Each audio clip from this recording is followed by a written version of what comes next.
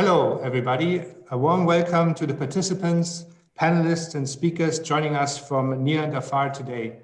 Thank you very much for joining us in this extraordinary and challenging times for the virtual IIASA ISC side event, Transformations Within Reach, Resilient Food Systems, organized in the context of the 2020 Borlaug Dialogue. My name is Frank Sperling, and I will be moderating the side event today. I'm based at IIASA, and we have a very exciting agenda, I believe.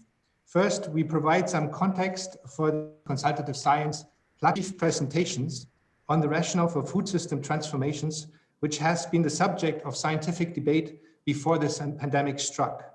This will form the foundation and for our panel discussions, and it will be my pleasure then to introduce our panel, which will discuss first, the observed and expected near impacts of COVID-19 on food system, and then we will focus on key action areas for the recovery process that leads to a more resilient, equitable, and sustainable food system. The discussion will be followed by a question and answer session, so please post in the dedicated question and answer section your questions, and we will try to address several of those as much as possible. But now, without further ado, allow me to introduce our first commentary by Flavia Schlegel, Special Envoy for Science in Global Policy of the International Science Council. Please. Good morning, afternoon, evening, dear participants, distinguished panelists joining in from around the world. I hope you're all well and safe. Unfortunately, I cannot come in directly to today's dialogue, but I'd like to express the honor and pleasure I feel in welcoming you all in the name of the International Science Council, IIASA and IIASA, to this dialogue on resilient food systems. How did we get here?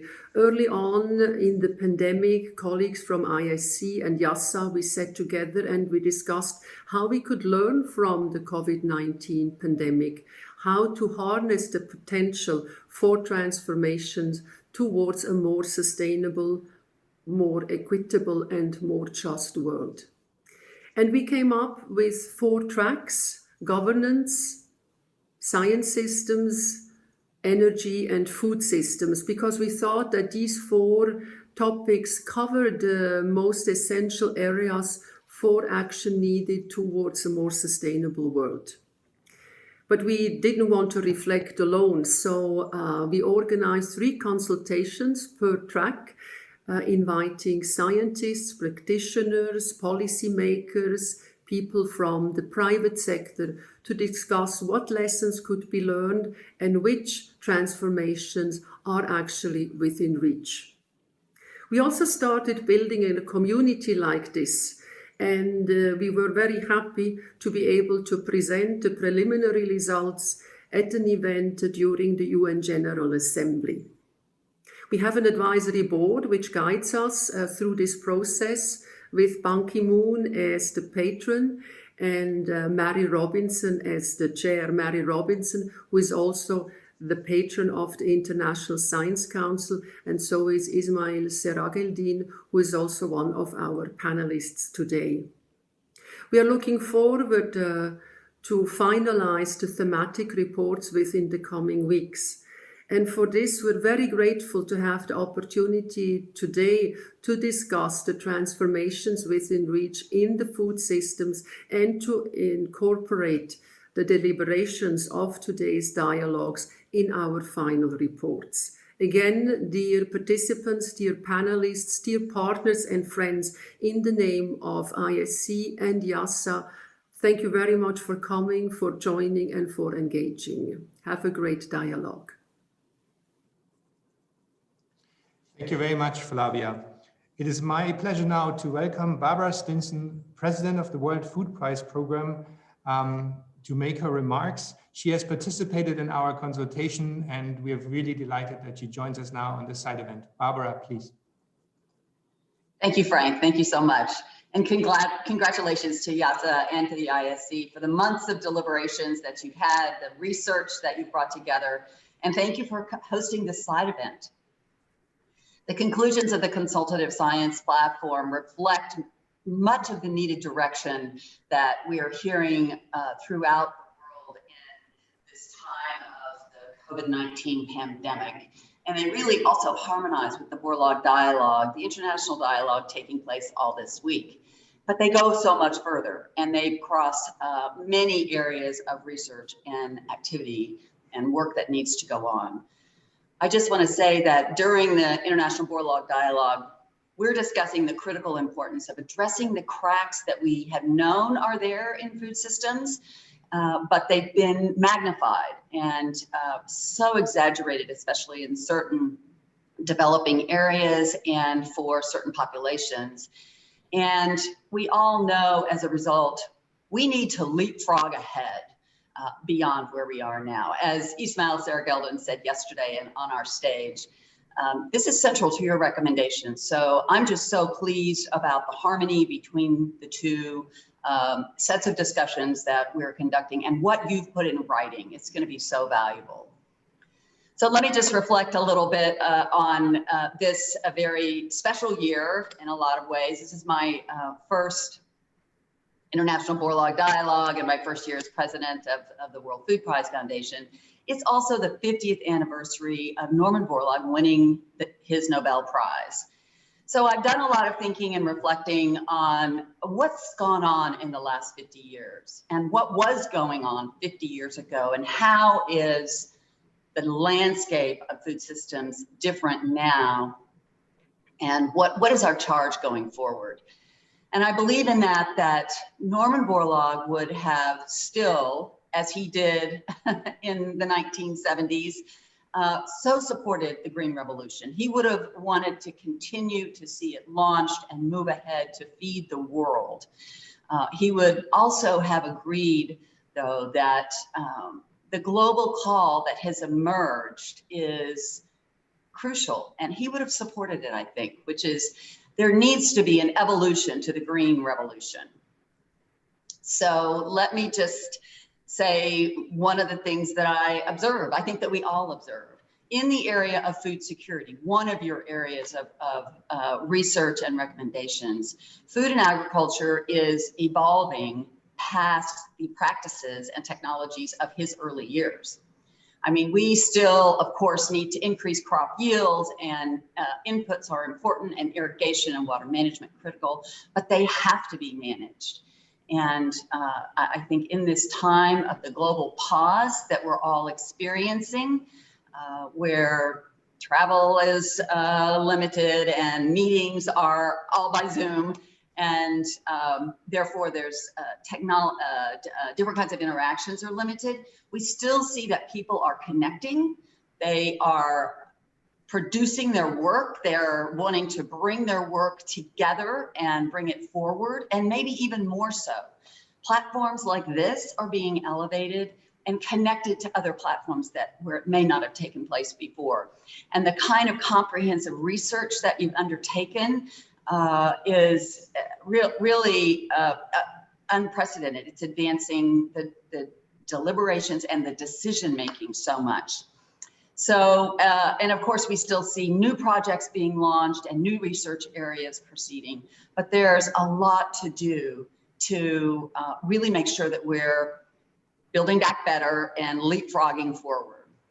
So it's my hope that as we look back on this time and reflect on 2020, we will be able to say that in the face of a global pandemic, the food security community pulled together and initiated significant actions to improve food systems, repair the cracks that we knew were already there, and move towards action, concerted, coordinated, collaborative action. So on our own stage yesterday, we heard, and really through all the meetings that I participated in for the last year and before that, but particularly yesterday, it was so clear, called by so many representatives from so many sectors, that collaboration is key. Building bridges between all sectors is essential. And there is a convergence on a global mandate that safe, affordable, nutritious, sustainable, and equitably accessed food is essential for all year round. That's a global mandate that is really challenging and really complex.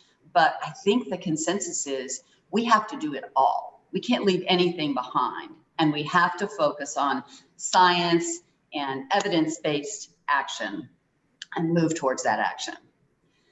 So I hope you all were able to just join. Our Borlaug Field Award winner is such an example of an individual working on the ground, building strong food systems locally in a critical area in Bangladesh. She's increasing livestock and veterinary services, especially for women in her community, and has reached hundreds of farmers and women, training them, et cetera. And she spoke so eloquently about really what's needed to transform a local food system.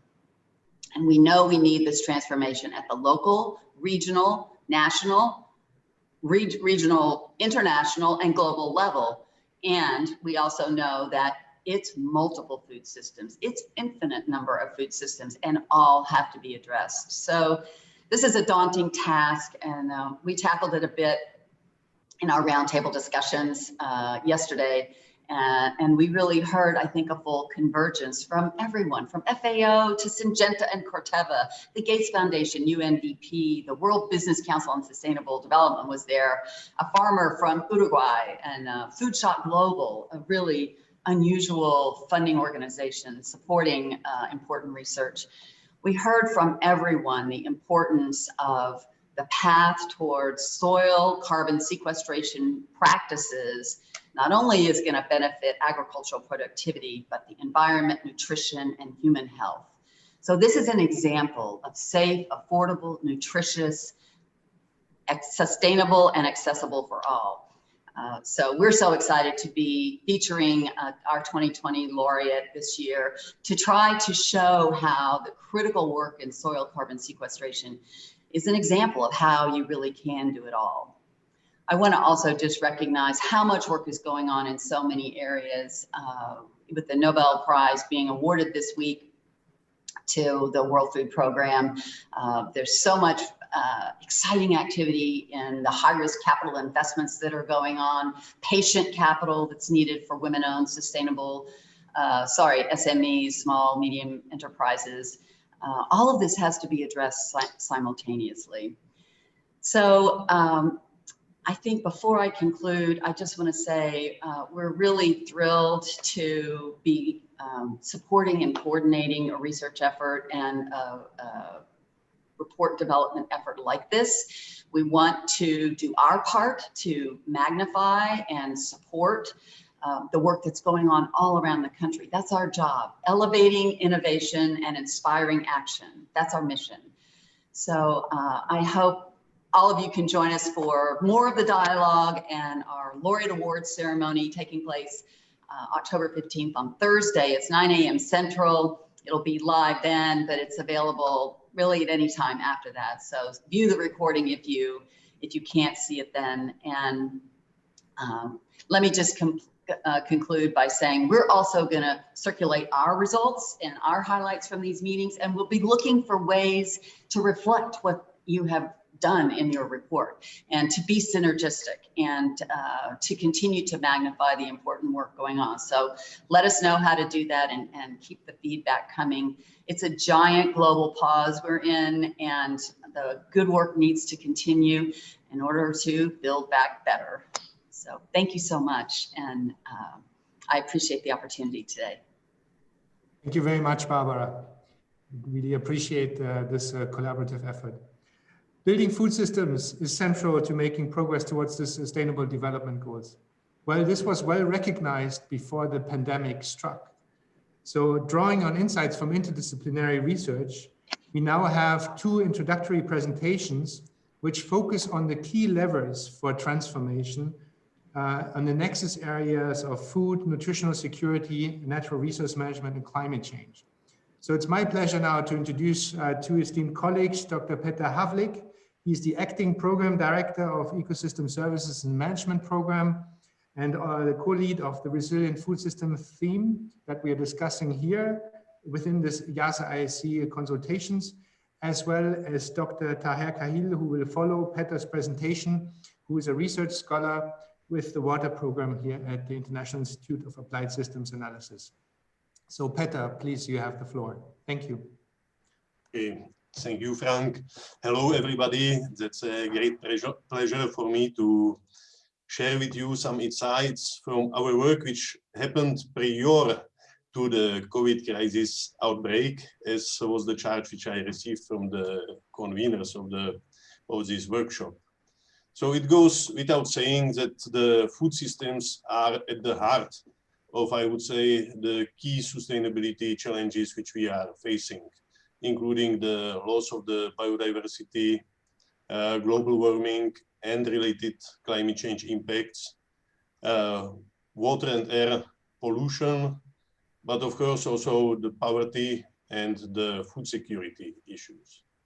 And indeed, at IIASA, we have been involved since many decades in the development of transformations pathways, which initially focused on the climate change challenges, but progressively refocus or expand the focus on the whole spectrum of the sustainable development goals.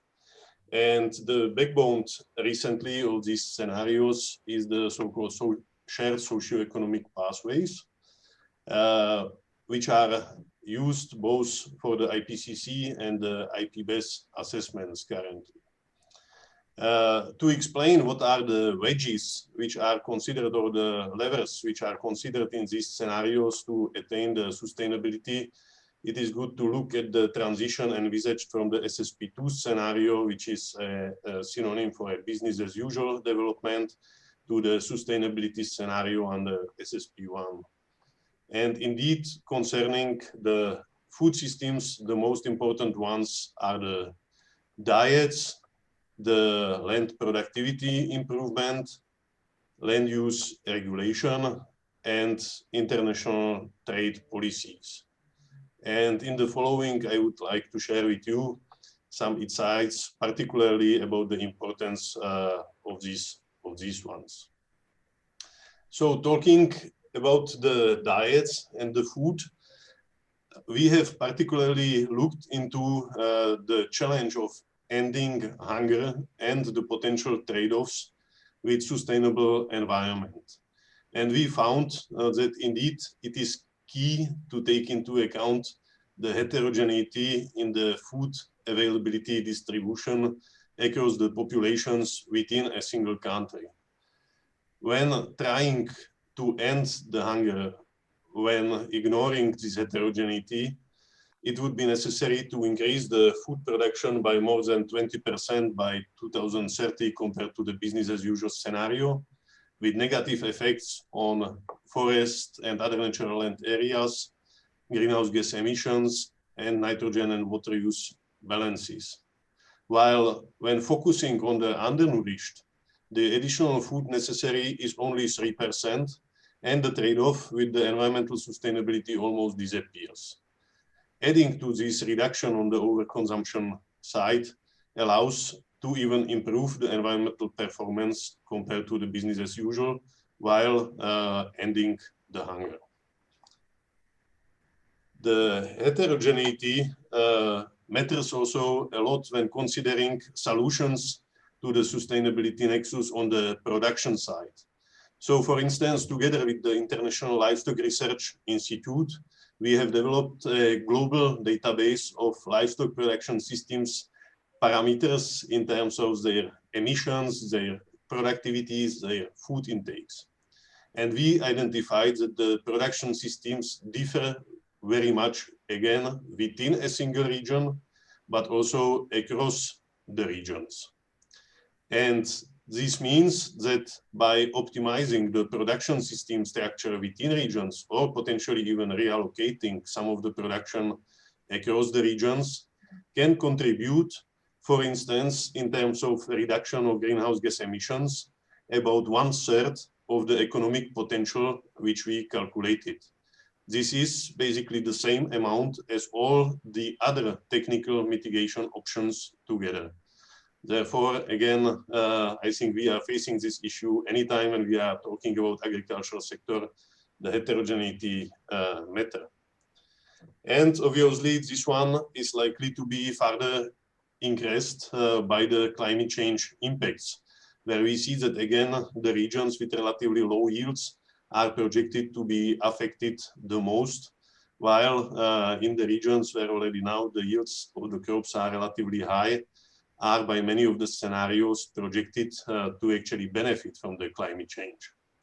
Therefore, we have analyzed how international trade liberalization and trade infrastructure development could help to reduce the impacts of climate change on hunger. And again, we have found that without trade liberalization, we could face up to 73 million of additional people undernourished as a result of the climate change, while trade liberalization and investment into infrastructure allows basically to, according to our scenarios, completely offset the negative effects of the climate change.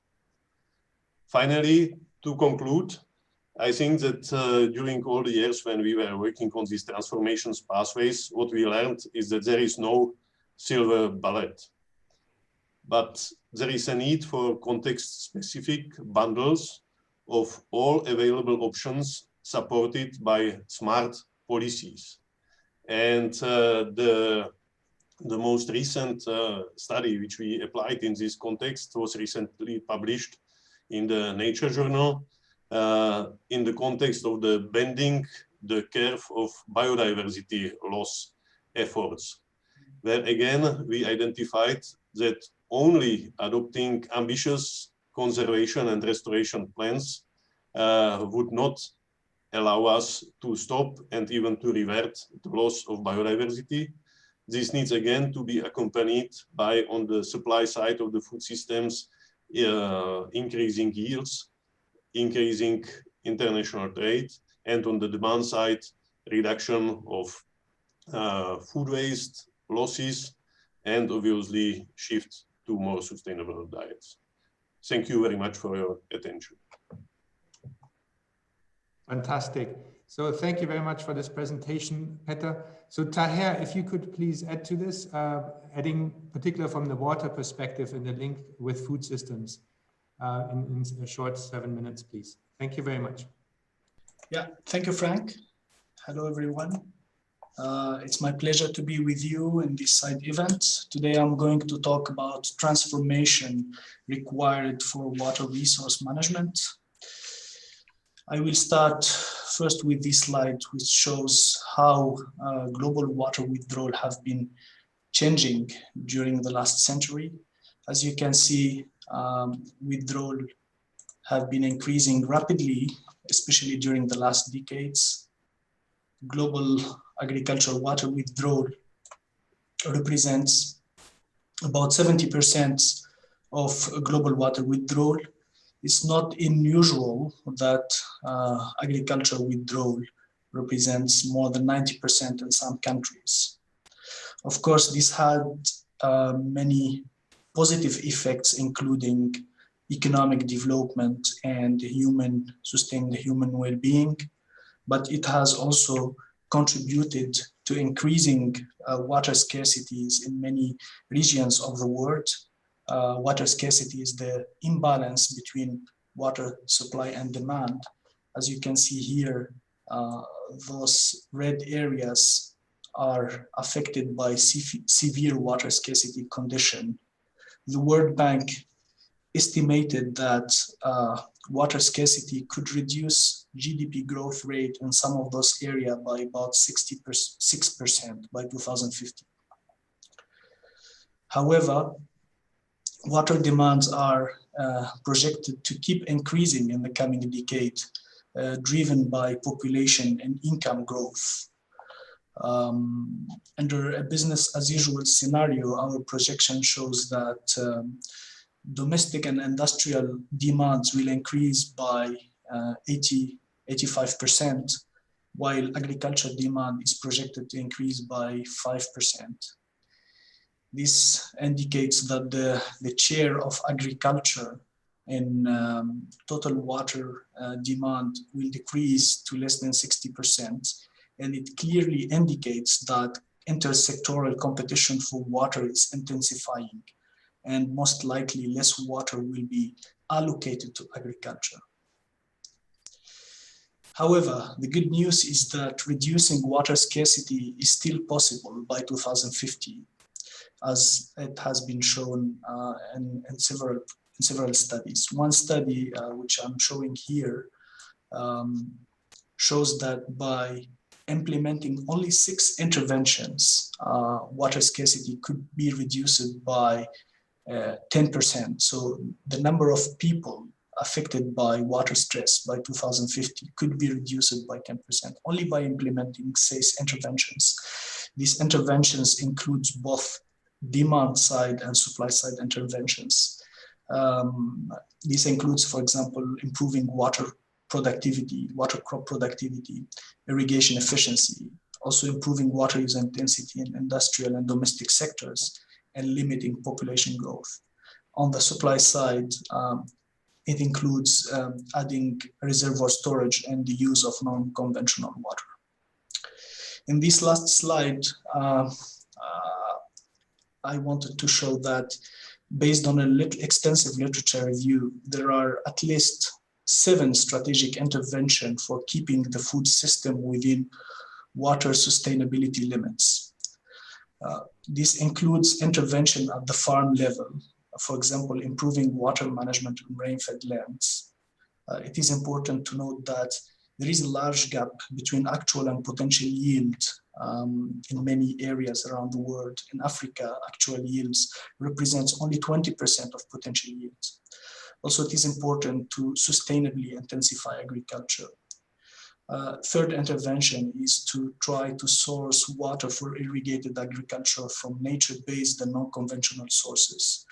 A recent study indicates that the irrigation potential of currently available wastewater is about 42 million hectares. That's more than the sum of land equipped for irrigation in whole Africa and Europe together. It is also important to increase water use efficiency in irrigation. Currently, only 40 to 50% of water supplied to agriculture reaches plants globally. At both the farmer and consumer level, it is important to reduce food loss and waste. FAO estimates that about 40% of food is lost at the production level. At the consumer level, adopting sustainable diet could save a lot of water. Estimates indicate about 20% of savings if we shift towards sustainable diets. And lastly, intervention that government could do is to look at the virtual water trade opportunities, which could reduce water scarcity with imports of water-intensive products from areas with abundant water resources. Thank you very much. Thank you very much, Taher. Thank you very much for these presentations, which provide a foundation now for our panel discussions, as they highlighted some of the general levers for food system transformations that are needed. So we have a lot of knowledge is already out there. Now, I have the honor now to invite to our panel a very distinguished individual experts. And so first I would like to invite to the panel, and I'm very honored to have Dr. Ismail Serageldin, the founding director of the Library of Alexandria. He's an ISC patron, a chair of the IIASA ISC Consultative Science Platform on Resilient Food Systems. This is one of his many duties he's involved in. Then it's my pleasure and honor to invite Her Excellency Amina Gurib Fakim. She's the former president of Mauritius, also a professor of organic chemistry at the University of Mauritius. Again, like such a range of experience, fantastic. Then I have the pleasure to welcome Dr. Ismahane Elouafi, Director General of the International Center for Biosaline Agriculture in Dubai, the United Arab Emirates. And of course, I can also congratulate her as the incoming designate chief scientist of the FAO. So fantastic to also have you here, Ismahane. And then I have the pleasure to welcome Dr. Eric Onguleye. He's stepping in for Professor Kevin Urama, who unfortunately could not make it last minute. And he is an advisor to the Vice President and Chief Economist of the African Development Bank. And it's great that he can be here with us today to also bring in the perspectives on the African, in particular on this critical crisis. So we have the panel discussion in two parts, and now we will focus on the first part. In this first part, what we would like to discuss here is how did the impacts of COVID-19 and the global lockdown affect food systems? We know that the global food supply during the pandemic has been rather robust. However, we see rising levels of food and nutritional insecurity in developing and developed countries. So I would like to ask our panelists, what are the vulnerabilities of our current food systems that were particularly revealed to you during the pandemic and lockdown measures? And what especially surprised you? So I would be grateful if you reflect from based on your participation in the consultation, but also from your general context where you're coming from. And I would like to start the discussion and of short remarks on this with Ismail, as he was the chair of our Resilient Food System consultations. So please, Ismail, your observations. Thank you. Amina will be next. Thank you. Yeah, I had to unmute. Thank you, Frank.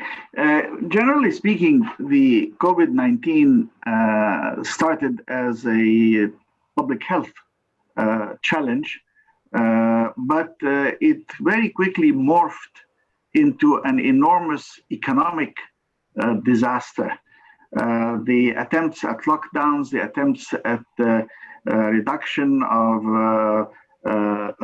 transactions between people within countries and between countries has resulted in reductions of income, reductions of demand for food, as the entire, for example, in many countries, the entire hospitality industry, the travel industry have all been affected. The result of that demand reduction has been a simultaneous growth of malnutrition and food insecurity, even in the richest and one of the most powerful economies and agricultural structures in the world, such as the United States. We have 40 million people who lost their jobs. We have 1 child in 6 who doesn't have enough food, the nutritional adequacy. And that, I think, the first exposure that we got is that if you look at a systems approach to food and nutrition on a global scale, you would notice that it is not well balanced in terms of continuing resilience within each country and between countries as well. In addition, for some of the poorest countries, we've noticed the weaknesses of the infrastructure that resulted in the fact that the delivery of food was not as effective as it could be, especially because of rural roads being what they are. Again, it's a matter of inequality of access with inadequacy of food. So we've had malnutrition rather than outright famine everywhere, but even then, the World Food Programme, our Nobel laureate for this year, has noticed an increase in what they're doing and the support that they're getting, but also in the demand for their services. So I would say number one was the weaknesses of the social safety nets, the weaknesses of the inherent inequalities that we have within and between economies. And thirdly, I think that we have another major problem, which is that the trade has been well maintained, but the supply chains have been weakened. So the impact of the economic consequences of COVID have resulted in exposing weaknesses and cracks, inequalities, and inequalities not just in income and wealth, but also between men and women, between availability, inadequacy of the social safety nets, and also the supply chains being disrupted as the conventional support for many of the hospitality industries around the world were severely affected. Now, that so far was not too bad, but the real problem is that it also highlighted the risks that are coming up. Even if we manage in the short term to still meet all the requirements of this year, will the farmers be able to plant for next year as well? That is a big question. Planting for next year will require that the farmers have access to everything in terms of adequate seeds, adequate inputs, and adequate credit, which is going to be extremely important. Recall the enormous difference that has happened when the rich countries like the United States and Europe put multi-trillion dollar packages for trying to support their people and their economies at a time when all that we do for the poorest countries is delay the repayment of $11 billion of debt, which is almost insignificant. So we really have these disparities that are showing up, the weaknesses that have been exposed.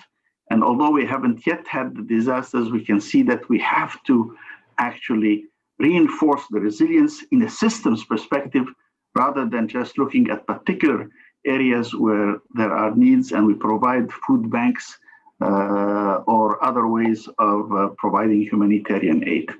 So I think that's what I would add at this point.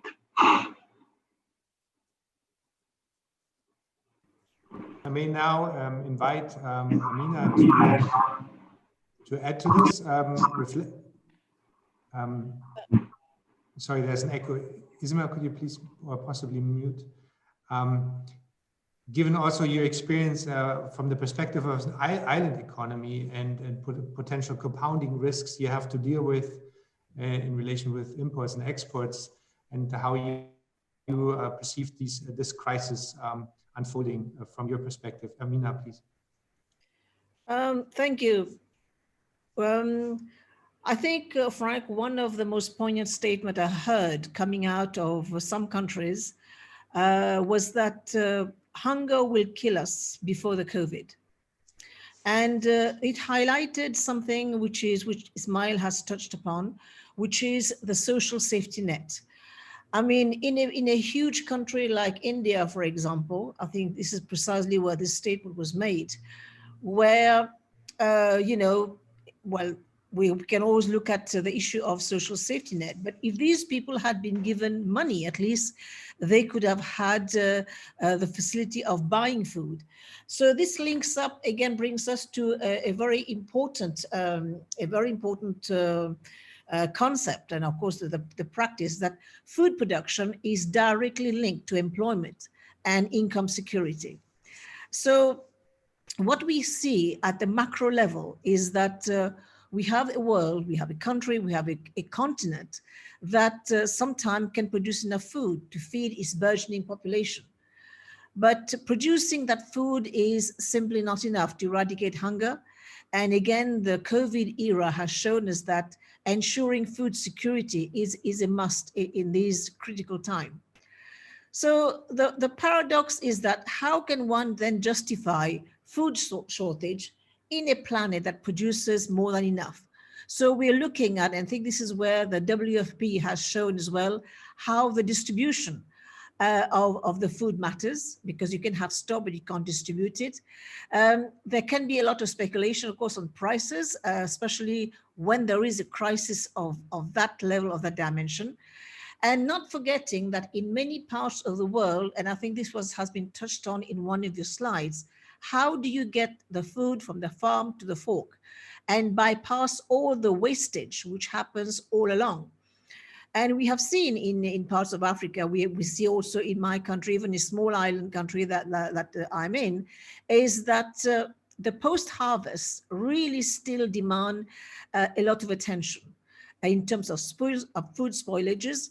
And in larger countries, in mainland Africa, for example, you find that the infrastructure is so bad that there is difficulty of getting the food out, the food from the farm all the way up to the storage space. And even the storage space sometimes is deficient. They don't have the infrastructure to preserve the food. So by the time it is trickled down to the people, we found that the quality sometimes leaves a lot to be desired. So this is something that we have to, and this is WFP has taken that on board, and I think it has been rightly rewarded for addressing this.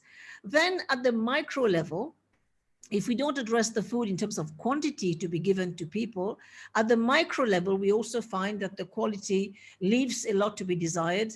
And so this is, again, something that we will, I'm sure, pick up in the course of this conversation, is what is the quality of the nutrients in the food that is being given to people, and especially the poorer component of a society. So again, this is what we have to look at, because we are looking at disruption of the supply chain. We are looking at addressing food security. So we'll have to see also the stigma which is associated with indigenous foods, for example, and yet we know these are among some of the most nutritious food that is available. So how do you break the stigma around the use of indigenous foods, and how to also change the mindset of people around, growing them and of course selling them. So when the marketing comes in, and one thing we have also seen, I think the research is showing this increasingly, is the impact of climate change on the quality of some of these food crops. And this is something that scientists, I think they're already grappling with the impact of climate change on farming, especially in a continent like Africa, where most of the agriculture is rain-fed. And now to have to look at another layer where we look at the nutritious aspect of the crops and the food. So this is something that we'll also have to look at. So whenever we're looking at the nexus of agriculture, we'll have to look at it also from the water, which has been mentioned, the climate change, and the other factors which are going to impact the food system. So this is something that I'm sure we'll pick up again. So Frank, I'll stop here, and then we can wait for the response from the other partners. Thank you. Thank you very much, Amina. So I would now call on Ismahane, please, to add to these remarks. Thank you very much. Thank you very much, Frank. I think really the responses of Ismail and Amina have been really quite inclusive and have really highlighted most of the impact that we have seen on COVID-19 across the world.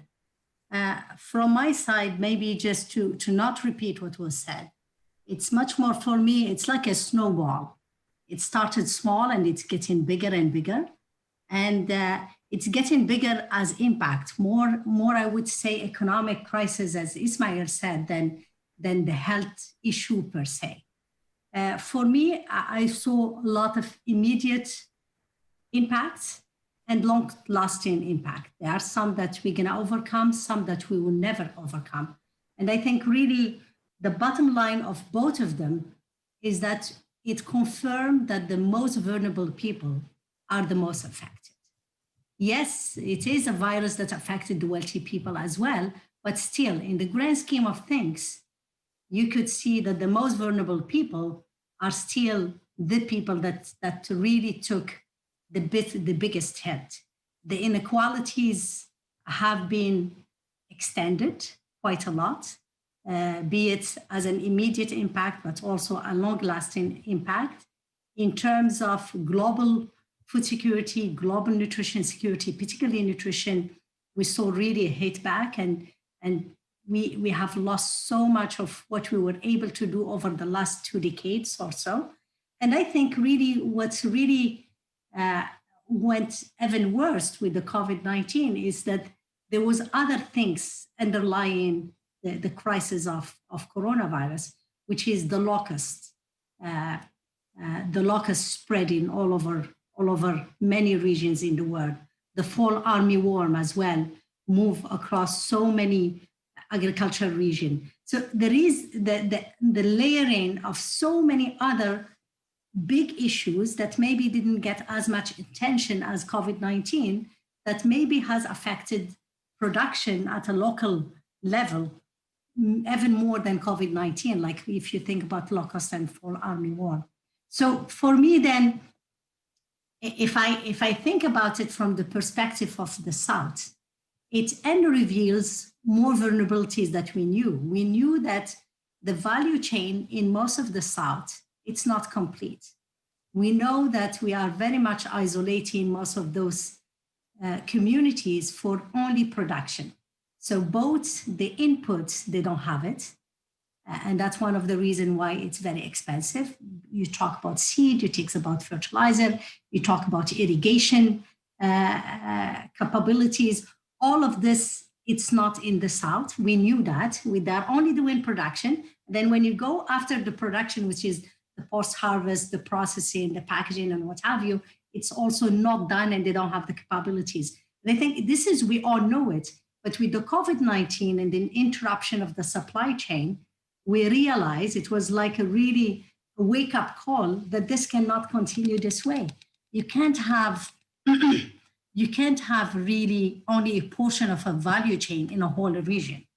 You could maybe have it spread in a city, you could in a country, you could maybe have it spread in a small region. But when you look at a big portion of a continent and you find that your value chain, it's not there at all. You don't have the abilities to do it and to maintain it within your borders or within the region borders.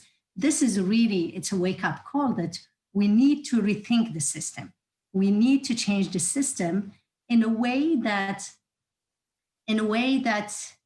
preserve the gains that we have as human being in ending a bit of poverty, just like not ending, but at least reducing poverty and malnutrition, and also to build more resilience. I want to just here talk about the definition for resilience by FAO, which is the ability to prevent disaster and crisis and to anticipate, absorb, accommodate, or recover from them in a timely, efficient, and sustainable manner.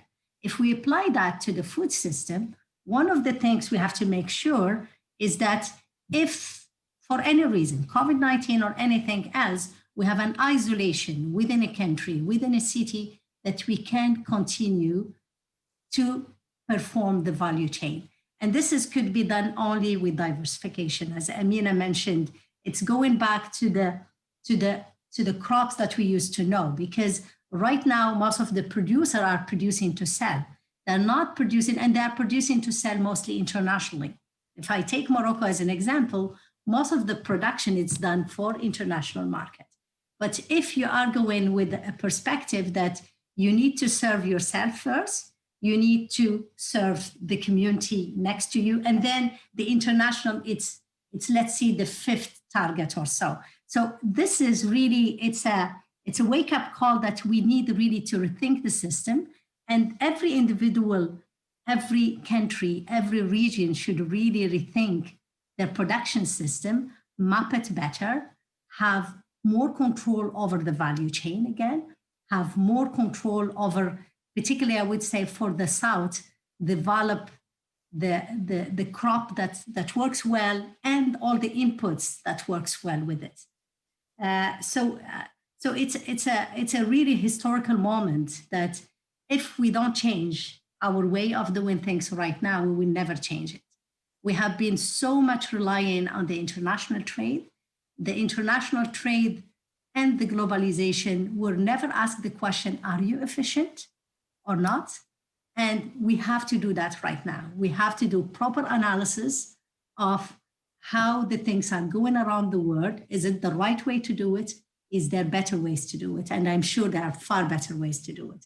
And maybe just a surprise for me, you said, what surprised you? What surprised me, it's the people going back to the rural area, sincerely. This was like a really nice surprise. And also the fact that in rural areas, you are more protected. You are better off. I mean, I don't know anybody that has a farm that wouldn't have gone to his or her farm. So it's a time where we went back to nature. We went back to a simple lifestyle. And I think anybody that could afford to go to a rural area would have done it. And in there, we looked at the rural area are more resilient in the grand scheme than urban setting.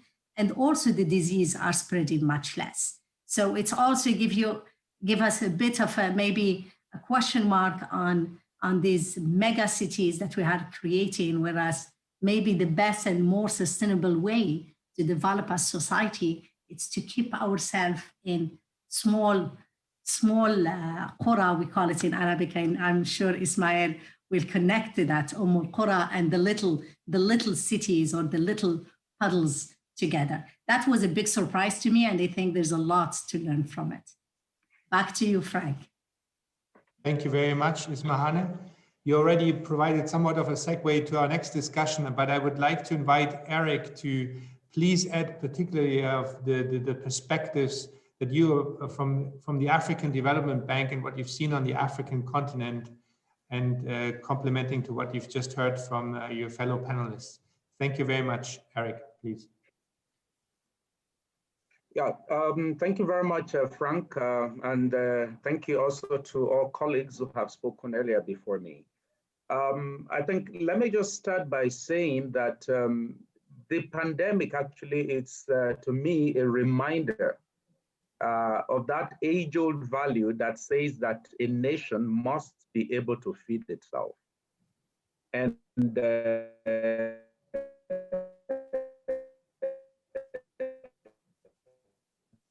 that was actually what came out very clear, with the lockdown, social distancing, and all of those. As we know, of course, food is it's a need, it's a universal need, it's an essential need, and it is even a right which should not be denied. But when denied, it affects all aspects of the human experience, and also it also risks the security of nations, of communities, and also of countries. And that was actually what we saw in Africa. So let me start by talking about what really surprised me. And there were two major things that actually surprised me, especially about Africa. The first thing that surprised me when the pandemic struck was the fact that despite the fact that the continent has 60% of the remaining arable land on Earth, and also has 60% of the population engaged in agriculture, the continent was still unable to feed itself. That was a surprise for me.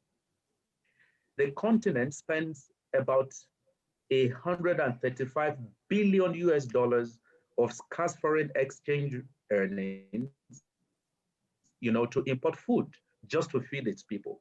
That again was another, major surprise for me. Now, regarding what it reveals, what the pandemic reveals, one thing that it reveals for me is what some of the speakers have mentioned earlier, which is the fact that it reveals the hunger pandemic that is already in existence in Africa before the pandemic, the COVID-19 pandemic came. And it did not just reveal it, but it also further exacerbated it. Of course, on record is the fact that in 2018, there were almost 240 million people that were estimated to be undernourished in sub-Saharan Africa. Of course, there is an estimate that almost 420 million additional people could fall into extreme poverty in this 2020, particularly in sub-Saharan Africa, as a result of the pandemic. That actually is a stark reality that we have to grapple with. The second thing it reveals to me is the fragility of our food production and supply chain system. And quite a number of speakers have said it, but I just want to illustrate it a bit further based on what I see sitting in Africa and seeing what was actually going on when the pandemic was especially at the heat. What we noticed was that just a few weeks after the lockdown was adopted, most of the communities were unable to feed themselves. The traditional markets were empty of food. Even the supermarkets were empty, and so were the reservoirs, food reservoirs that were supposed to provide need at such a critical time. And so neither individuals nor government have reservoir that they can fall on, to provide food that was needed, at least to sustain the communities, even families, over a very short period of time. And so when government attempted to provide some food palliatives as social safety nets, they had to rely on imports and not foods that were produced locally. Even individuals that could afford it, they also had to join the scrambling, and that actually resulted in some kind of artificial, scarcity of food, and price started going, up. Even local humanitarian communities, civil society organizations that made efforts to provide food palliatives also had to rely on imported food. So borders were closed, there was panic buying, there were hoarding going on, there was a cut in food supply chains. So all of this put together were actually, they exacerbated the challenge that the continent was facing, regarding food availability, especially for the most vulnerable and also for the poor people. Well, another thing that the pandemic reveals to me is the fragility of our social system. And we saw in a number of communities in Africa, simply because food was not available, you started seeing a lot of unrests. There was no food and government was unable to care for the people, and they were asked to sit at home. So you started seeing a lot of social unrest. People started rebelling, against the authorities. There was some police, confrontation. Even some people died in the process. So that helps me to see that the social system is actually fragile, especially when there's no sufficient social safety nets that can be, provided to help people to have the basic need, such as food. And the last point I just want to quickly mention regarding what it reveals to me is the growth sustainability of Africa. It appears very fragile. We have quite a number of children who, because of the hunger that they experienced from this pandemic, they have actually already experienced some kind of permanent damage, Yet these are the future generations that we expect to contribute to the sustained growth that African continent, has experienced over the years. So all these are potential damages that may be very difficult to undo in the years to come. So all of this put together, therefore, convinced me that something really needs to be done. Efforts must be made. Actions have to be taken to ensure that not just at national level, not just at community level, but at global level, to ensure that the challenges that most of these countries, the countries in Africa, some communities are facing, are actually provided some kind of support that can help them, to deal with the challenges. So let me stop here, Frank, and then I can, I'll say more maybe when we come in the next term. Eric, just real quick. There was, you broke a little bit up at the beginning. If you could just very short, very brief, say the two things that surprised you, just key words within the African context. You mentioned two things there. Yes, I mentioned two things. So I said the first thing that surprised me has to do with the fact that Africa, that is home to 60% of the remaining arable land, is unable to feed itself. And the second thing that surprises me is the fact that the continent continues to spend billions of US dollars, 135 billion of foreign exchange just to import food to feed the people. Those are two major things that actually surprised me, in this current dispensation where we are in Africa. And the fact also that 60% of the population in the continent are also involved and engaged in agriculture. Yet the continent is unable to feed itself. Thank you very much, Eric. Great. So let's shift now the focus of the discussion, looking ahead, looking forward. Frank, if I may, there's yes. one additional thing I'd like to say, because Amina mentioned about people saying we are going to die of hunger before we die of food. Now, there is the exacerbation and the explosion and the exposure of the inequalities is enormous. In the West, you have people who are employed, who are banking, who can receive support from governments through the banking system and other systems of that kind. In many of the poorest countries, starting with my own country in Egypt and elsewhere, you have a very large part of the poor, especially the urban poor, but also some of the landless farm labor, who work by the day. They obtain a small bit of money at the end of the day. And therefore the lockdowns and the assumption that you could stop certain activities doesn't work, because if they don't work during the day, they won't have a way of buying enough food at the end of the day, even if it's insufficient nutritionally and otherwise. So this really pushed a lot of people into malnutrition, as well as exacerbating and showing that you have really two different worlds that we're dealing with. One where you can ask people to work from home, where you worry about the opening of the schools and you ensure more unemployment insurance through the banks, and one where you still have to allow people to go into markets and to work for the daytime, and where the choice, as Amina said, is either we're going to starve or we're going to die from the disease. So I think that was a very powerful exposure that we got there. Thank you for adding this remark. I would now look ahead would like to look ahead with you as we move. If we think about this recovery process, I mean, the pandemic illustrated to us the issue of living in a very complex, interconnected world where many of the problems we are facing are actually non-linear in nature. So if we look ahead, what do we need to do in this recovery process that we are better prepared to the multiple risks and they don't become big snowballs that turn into avalanches, as Ismahane used as a picture before, that we're prepared for the multiple risks in the recovery process, not just from pandemics, but also in relation to climate change and other challenges that we are facing. Now, in our consultation, we had a lot of discussion about the fact that the food system architecture, to a large part, has been driven by efficiency concerns. And there was an increasing discussion around efficiency for whom and for what purpose. And the question is, to which extent should this food system architecture be more rebalanced or counterbalanced with a greater emphasis on resilience and equity? Does that stand in contradiction with each other? Or does that mean we need to build in more redundancy or more agility into the food system?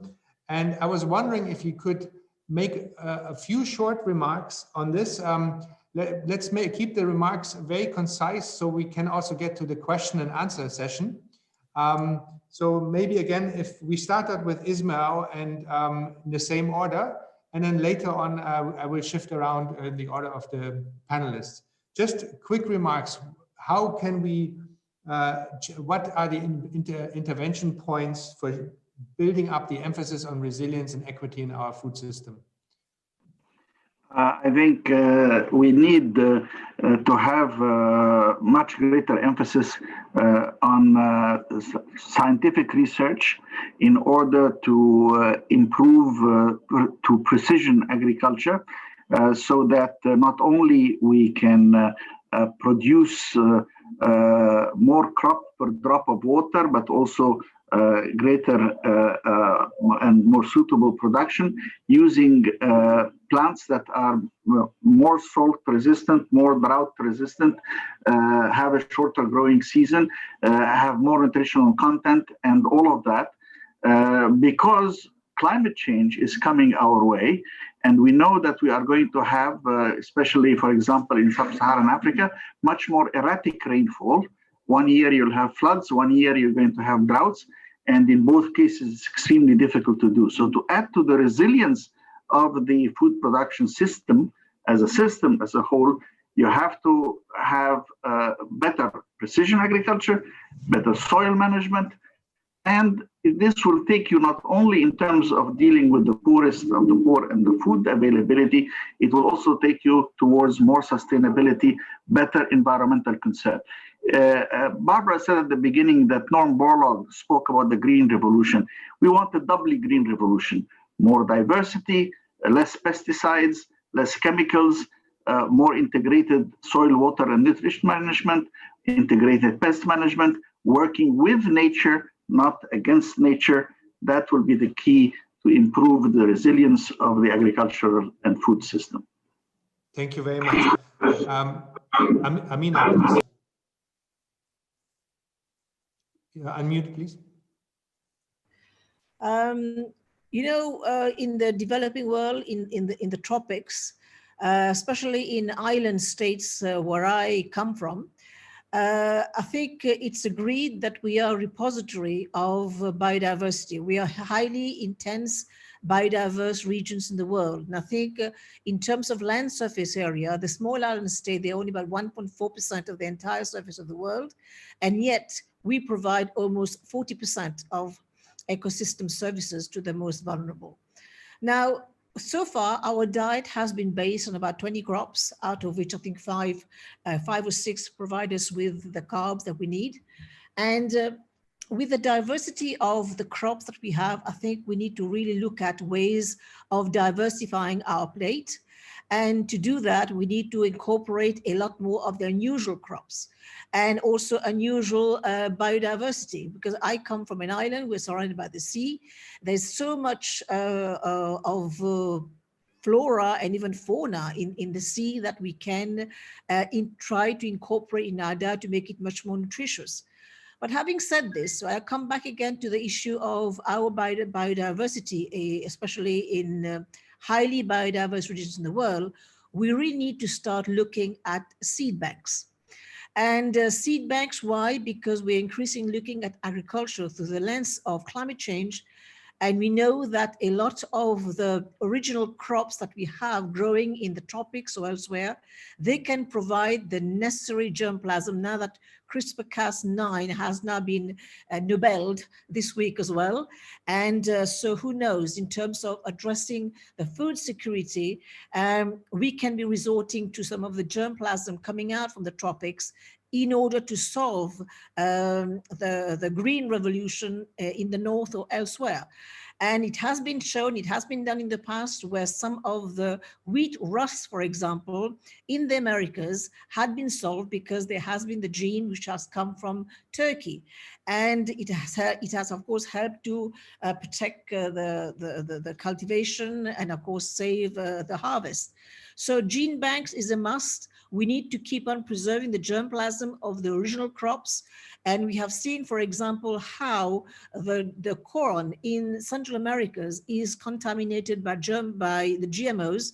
And we need to ensure that the cash crops and the food crops coming out of the tropics, they are the real germplasm coming out from real stuff, which can, of course, help sustain the food systems even in a changing climate. So that would be my plea if we are going to ensure food security, is this. The second one, as I mentioned, of course, is food coming from the sea.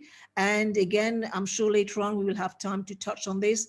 But again, it's a way of changing food habits. We need to make our plates as diverse as possible and not limit us to the 20 crops which have fed us so far.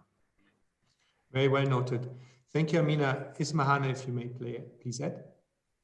Thank you, Frank. Frank, I like the fact that you said we focused for many years for the efficiency of the system, but efficiency from which perspective? And I think really that's the bottom line of it.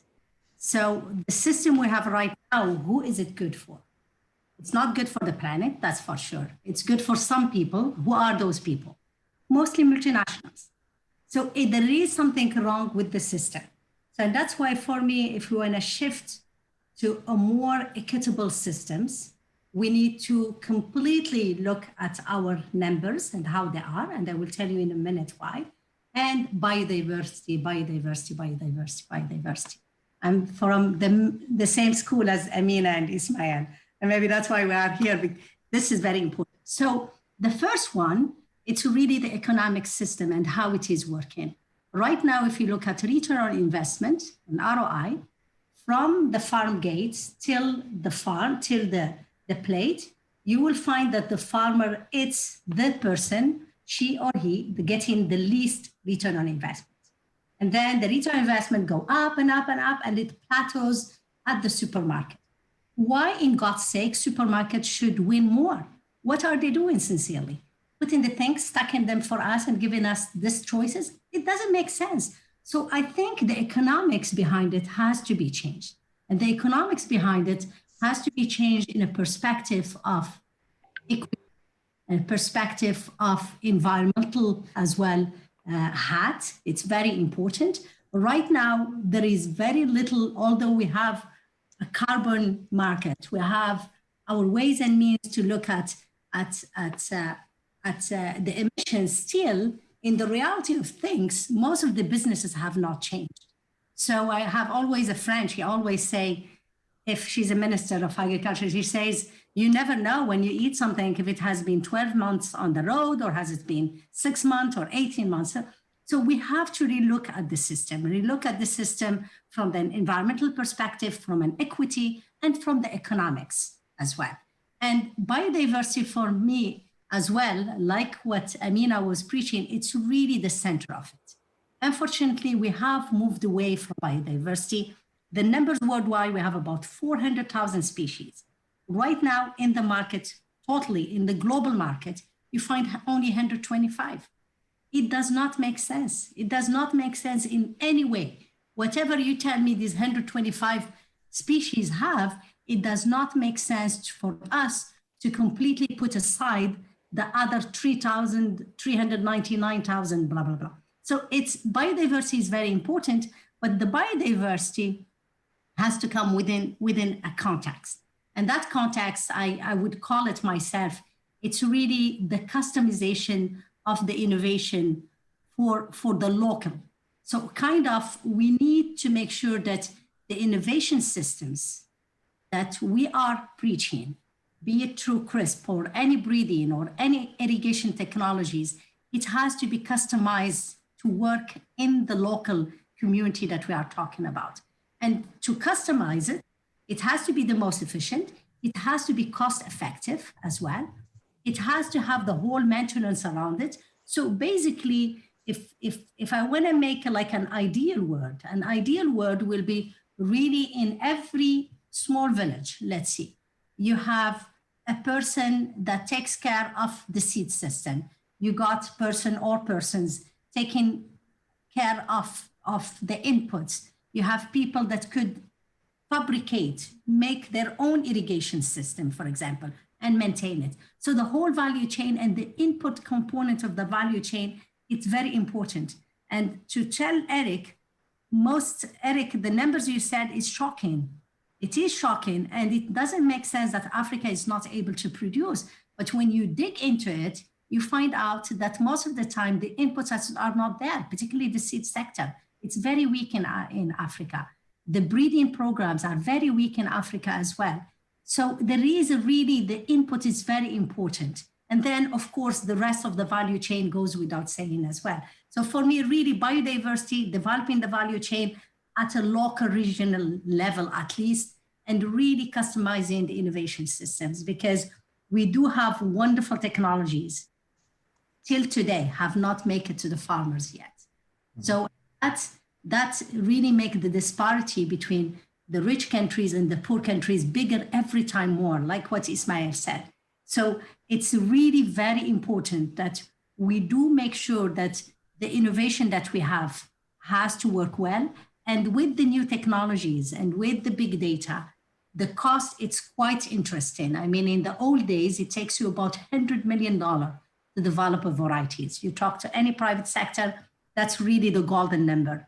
But right now, with the new methodologies, it's much less. So not only we have saved in time because of the potential to have many generations per year, from about 12 years to about maybe 4 or 5 years, but also in terms of cost. The technologies have become much more affordable, but we need to enroll them. We need to implement them at the local, and that local for me, it's mostly the South. Back to you, Frank. Thank you very much, Ismail. Eric, please. You unmute, please. Unmute, please. Unmute. Eric, you need to unmute. Sorry. Okay, thank you, Frank. I was actually saying that I'm going to make it a lot easier by just making the headline points, and then we can always come back if there's time for that. I think for too long, the emphasis has been on efficient markets, and I think it's time to make a shift from that to start talking about sufficiency, and also to start talking about resilience in food production and food system.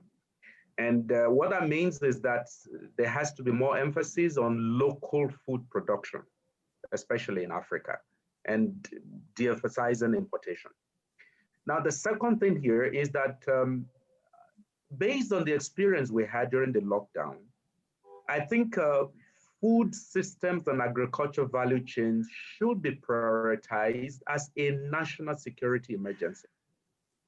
We should categorize agriculture and food production as an essential service, and then it should be prioritized anytime we have exogenous shocks. So farmers should not be, told not to go out, to be locked down, to maintain social distancing. What is important is to give them what they need to keep safe, to ensure that they are still able. Just like doctors were not asked to, stop working, I think farmers should also keep working to ensure that sufficient food is provided. The next thing I want to talk about is the need for radicalization of agricultural value chains.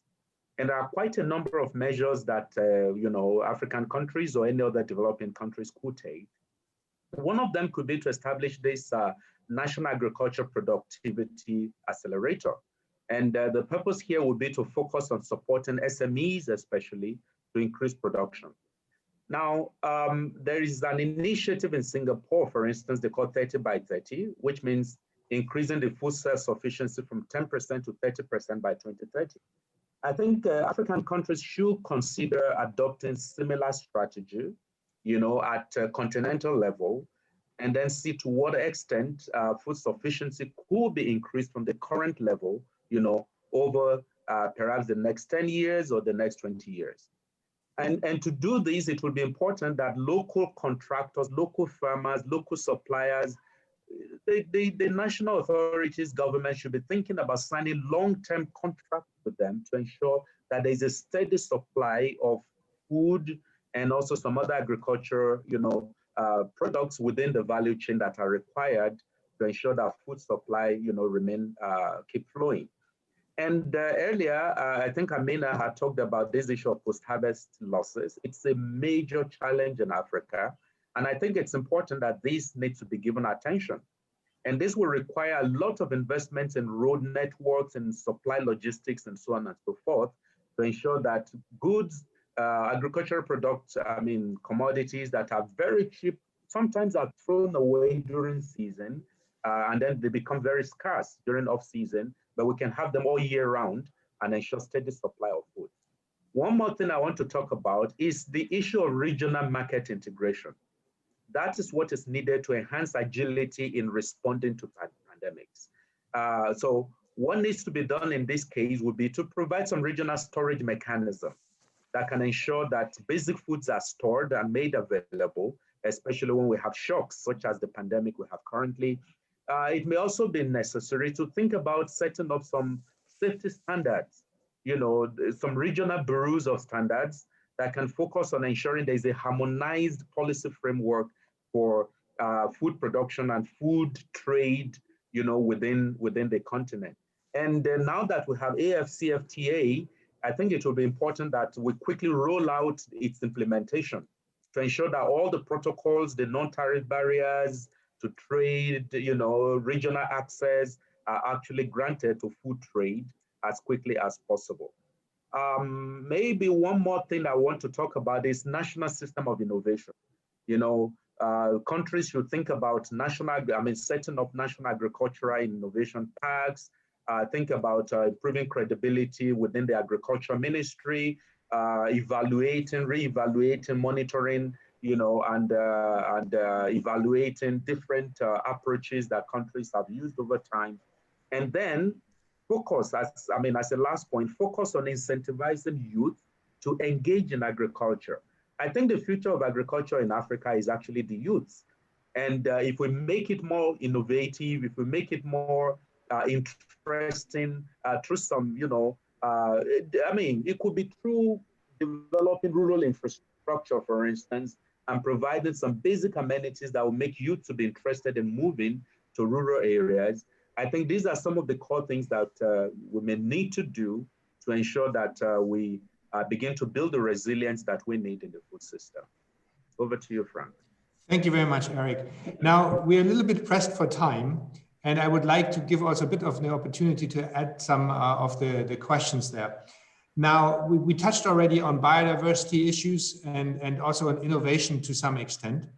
And in the consultations, we talked about the need to integrate human and planetary health concerns. What I find striking in a recent FAO assessment is that, for example, 3 billion people today cannot afford a healthy diet. We have seen in a recent study by Maxwell et al. That there has been progress made in terms of protecting biodiversity and so on, but about 78% of threatened species are still inadequately protected. So how do we integrate biodiversity and human health concerns more comprehensively and also use innovation?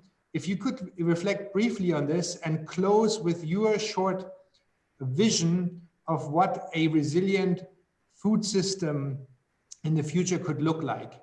And then I want to take one or two questions at least from the panelists and hand over to Albert for closing remarks. So please, a short final interventions from each of you. If I may now invite Ismahane to start, then Eric, Amina, and Ismail, please. So thank you, Frank. I think for me, on the innovation, because the problem is big, we have to look at many areas. We talked about water. It's extremely important to really have water efficiency, but also enlarge the water supply. So the numbers were striking for the treated wastewater, but if you look beyond treated wastewater, you look at drainage water, you look at saline water, you look at aquifers that are very saline or seawater, then you don't have a problem of supply per se. So I think really, and that's really where we lack innovations. There is very few centers of research on the topics. But as you see, when you are diving, you see so many plants when you are diving. So there are plants that have salinity tolerance. It's very important that we look into what we call alternative waters, because that's one of the most limiting factors. In other innovation, all of them are very important, from the genetic per se, to the soil health, to the other components of the food processing or components of making food out of crops. So I think really we need to look at it inclusive in a really holistic way and try to really pick up the different innovation. And also, as we talked earlier, make them really come in to be handy, to be used. If we think about irrigation alone could make a huge difference in terms of productivity, particularly in Africa. We have only about 8% irrigated land in the whole continent. So there is different things that are there. If we think about innovation in long term, diet, it's very expensive because again, of the supply and demand. So most of the value chain and the access to market for many, many smallholder farmers, it's very weak. And it is weak because of the construct, the way the things are done. So there is a lot of institutional and I would say organizational solution that could make that those crops that we are talking about them right now as neglected and underutilized species that are produced by smallholders continue to be produced, but we help them in accessibility to the market so that we increase the land that produce those neglected and underutilized species, because they are known to be more resilient, they are known to be more adaptable to the heat that is coming down. We talked about climate change. One of the most critical point of climate change is the heat. And if all geneticists know that really the flowering stage of any plant, which give you the seeds, the next seeds, are extremely sensitive to temperature, to daylight and temperature. And both those criteria are changing with climate change. So we have to use innovation to breed the crops of tomorrow, but we have to use the innovation that we have already and put them at a development, at a scale, at a high scale, to make sure that we are diffusing those technologies, we are using them, and we are using them as the basis to improve, to be ready for the crisis that is coming down in a few years due to climate. Thank you, Frank. Thank you, Ismail. So Eric, what would be your headline messages? Eric, what would be your headline messages in this context? Unmute, please. Okay, let me start by saying that when it comes to the recovery we're talking about here, of course, we need to think about innovation, as has been mentioned, and to ensure that the technology gap between countries do not widen. And to make that happen, we really need to strengthen the science policy interface across skills.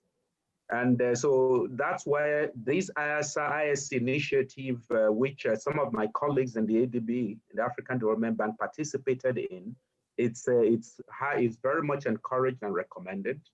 And the reason is because of the fact that it fosters, policy dialogue, it fosters knowledge exchange and research collaboration.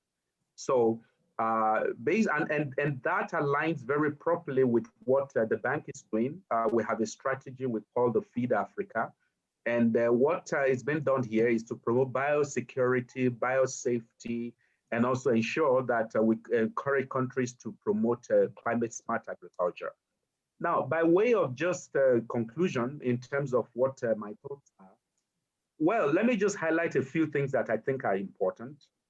First is that I think digitization is very important, and digitization has to be across sectors, be it agriculture, be it health, be it education. That's one. The second thing I think it's important is public-private partnerships. It's also important to bring on board the private sector. Relying on just fiscal funding of agriculture will not deliver it. And also focusing on aid as an alternative will not do it. So the public and private sector have to come to the table to ensure that they sit together to devise policies that can actually help. The third thing I think is important is that African governments need to start thinking about market-led agriculture policy. Those are the kind of policies that will actually bring on board, investors who are willing to actually engage in large-scale production, not just in just one commodity, but across the value chain of food production and agriculture. And the next thing I think it's also important, which I'd mentioned earlier, is regional market integration. We need to really focus on harnessing the advantage offered by the ACFTA to ensure that African countries integrate, and also there's integration not just of trade, but also of the food, market.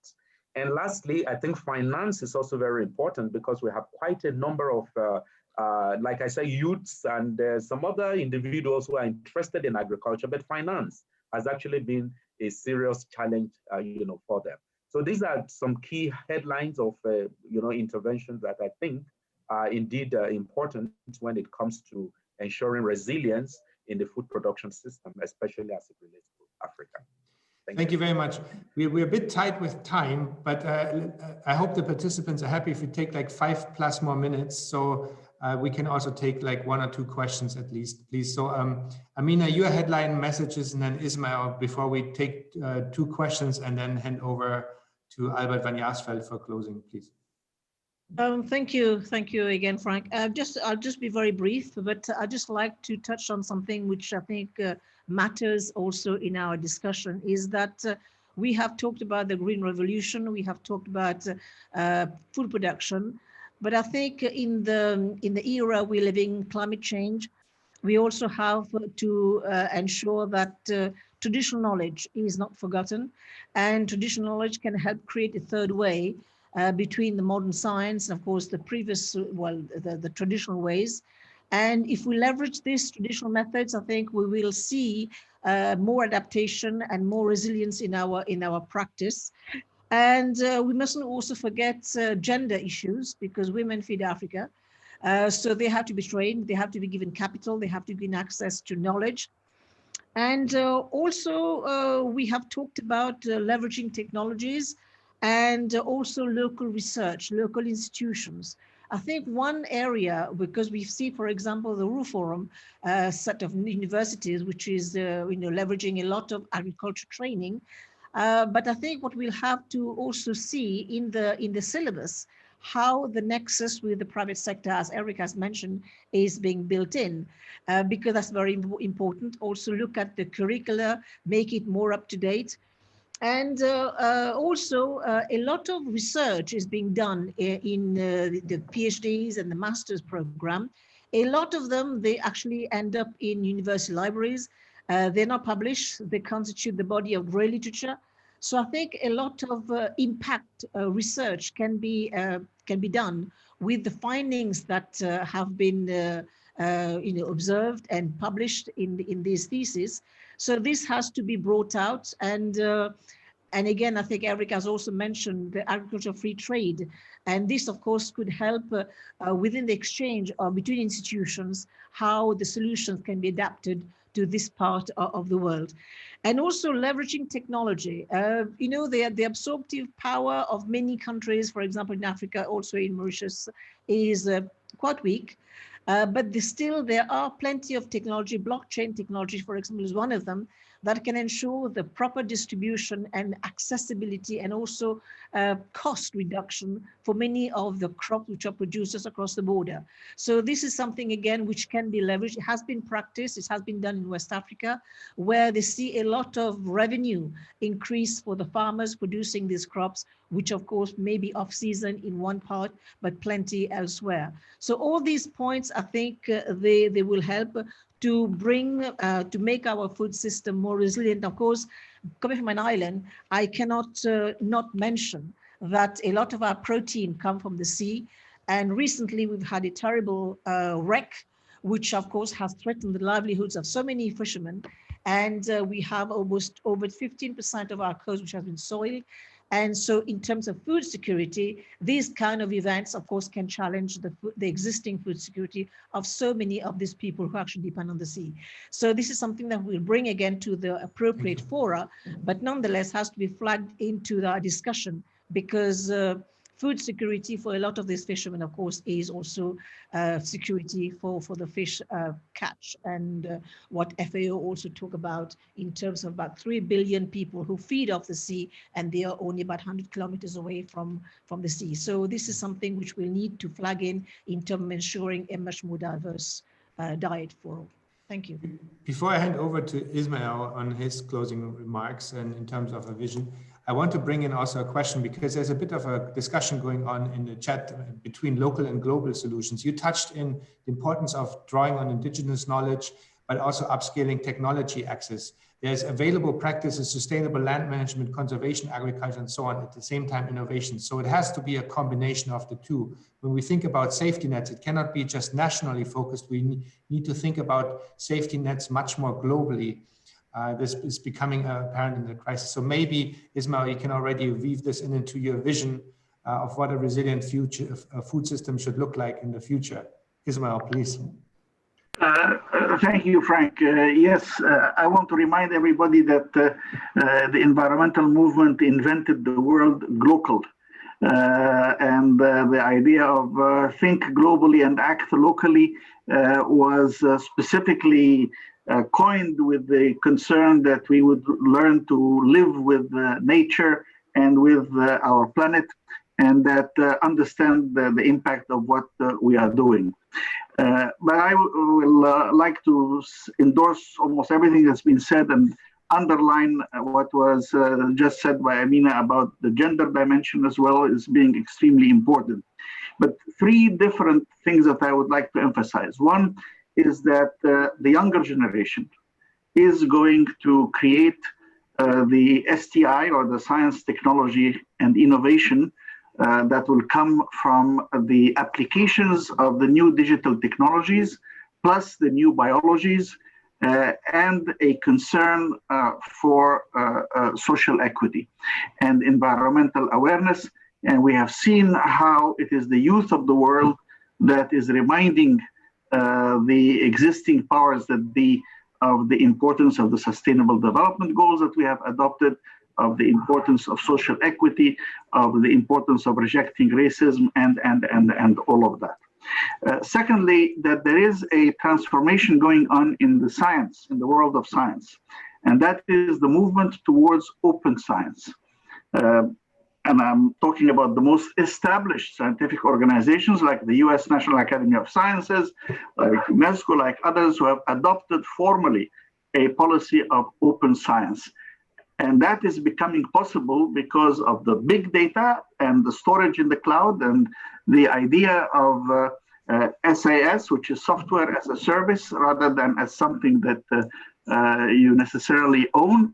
And that allows this reach to go much greater. So again, the link from the global to the local will be much more intensified. The open science movement, in fact, we have a program called the African Open Science Platform. I'm proud to be the co-chair of the steering committee for that, where we are trying to ensure that the African Union has endorsed that we are getting the scientists in Africa, both inside Africa and in the diaspora as well, to work together and share their findings in a systematic way. And that, as I said, in keeping with what the US National Academy of Sciences and others are doing in terms of the open by science. The one thing which has not been mentioned is that as we go with the new transformations of the scientific basis, we are also raising, I think, a lot of ethical questions. Not everything that is technically feasible is ethically desirable. And I think we need to have people reflect on how they're going to deal with the new biology, everything from germline editing of human embryos to applications in food and agriculture, to applications in many other things. The world is wide open, and the speed with which the changes are occurring is unbelievable. The young are taking up the torch, and I'm delighted because I know that many of them are going to do this.